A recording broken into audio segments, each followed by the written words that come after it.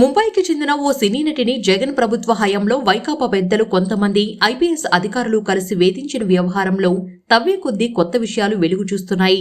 JSW సంస్థ chairman Sajjan జిందాల్పై ముంబైలో ఆమె పెట్టిన అత్యాచారం కేసును గుట్టుగా సెటిల్ చేసేందుకు ఆ నటి ఆమె తల్లిదండ్రులపై విజయవాడలో అక్రమ కేసు బనాయించి అరెస్టు చేశారన్న విమర్శలు ఉన్నాయి.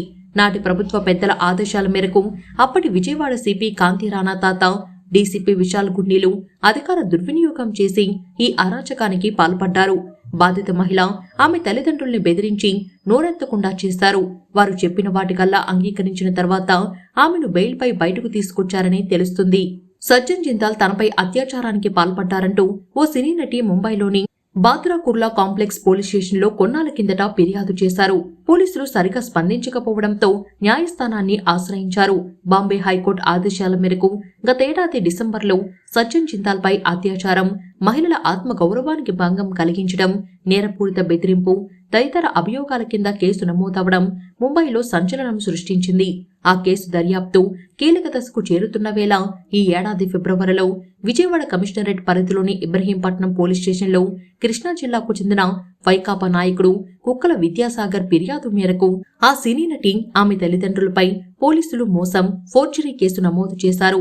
ఆగ మేఘాలపైన నాటి DCP Vishal Gunni, ADCP Ramanamurthy, ACP Hanumantharao, CI Sridhar, SI Sharif తదితరులతో కూడిన బృందం విమానంలో ముంబైకి వెళ్లి వారిని అరెస్టు చేసి తీసుకొచ్చారు.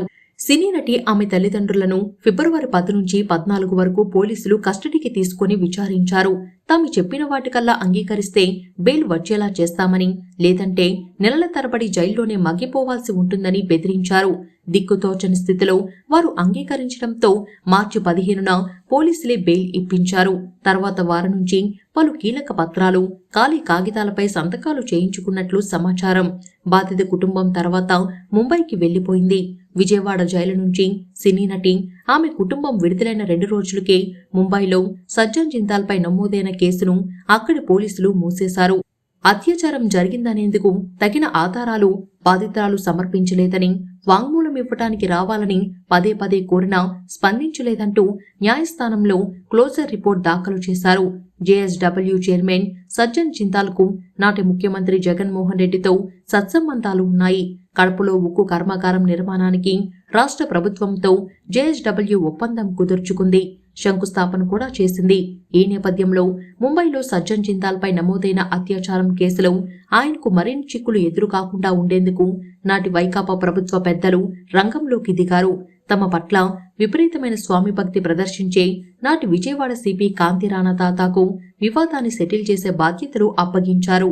ఆయన అధికార దుర్వినియోగానికి పాల్పడి మొత్తం వ్యవహారం చక్కబెట్టారు.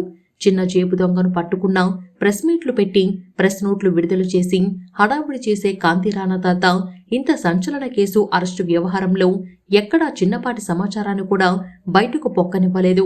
రాష్ట్రంలో అధికారం మారటంతో ఈ అరాచకం ఇప్పుడు వెలుగు చూసింది. ఈ వ్యవహారంపై రాష్ట్ర ప్రభుత్వం తీవ్ర ఆగ్రహంగా ఉంది. కేసు పూర్వపరాలను పోలీస్ శాఖ నుంచి తీసుకున్న ముఖ్యమంత్రి కార్యాలయం, సీఎంఓ, దీనిలో నాటి విజయవాడ సిపి కాంతి రాణా తాత, అప్పటి డీసీపీ విశాల్ గున్నీల ప్రమేయంపై నిఘా విభాగం నుంచి వివరాలు సేకరించింది. దాని ఆధారంగా వీరికి 1-2 రోజుల్లో షోకాజ్ నోటీసులు ఇవ్వాలని ప్రభుత్వం భావిస్తుంది. ఈ వ్యవహారంలో నాటి ప్రభుత్వ పెద్దలు, వైకాపా నాయకుడు కుక్కల విద్యాసాగర్ల పాత్రపైన సీఎంఓ వివరాలు తీసుకుంది.